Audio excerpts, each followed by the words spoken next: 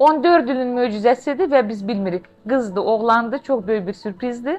İndi istirdik hamısına maraqlanaq. Nə fikirləşirsiniz? Birinci mamıçkasından. Ne bileyim ben kız istiyorum ama bilmiyorum oğlan olar kız olar. Ürəyindən nə gəlir? Nə bilim, özün nə hiss edirsən? Eşim ne bileyim kız. Qız hiss edirsən. Aha.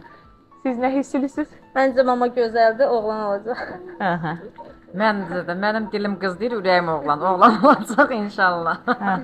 Hər əzası yerində xeyirli. Mən hiss edirəm qızdı. Baxaq nə olar? Bəli, bəli. Baxaq nə olar? Doktor, siz nə fikirləşirsiniz? Mama kız deyirsə deməli kız olar inşallah. Baxarıq. Aha. Xanım sən?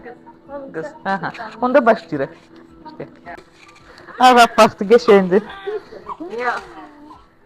Ya kızdı. Tebrikler. Kızdı.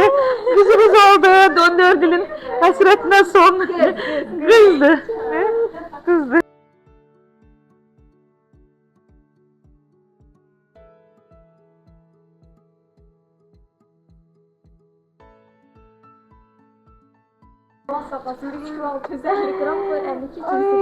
Tebrik ederim. Bir mucize kızımız olup 14 ilin hasretine son.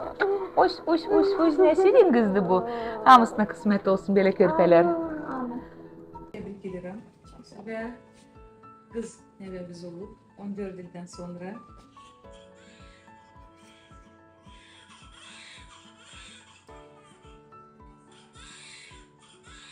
ne diyorum?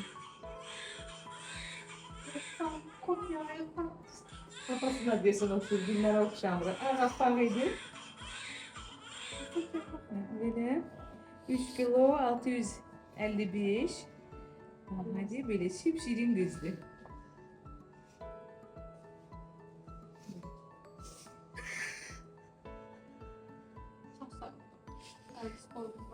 On dördünün hasretine son. Bugün iki kat siz için sürpriz olup hem kız olup hem de ki uşak olup gözümüz aydın olsun. Yakışık. Bir gösterelim bilmem bir şekilde. Ne böyle? Ne böyle? Şipşirin kızdı. Ne kadar? Böyle şipşirin güzel kızdı.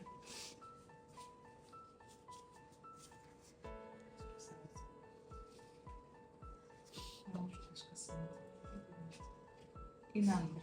Günler biz özümüzde şeydeydik. Akı bilmirdik kız oğlandı.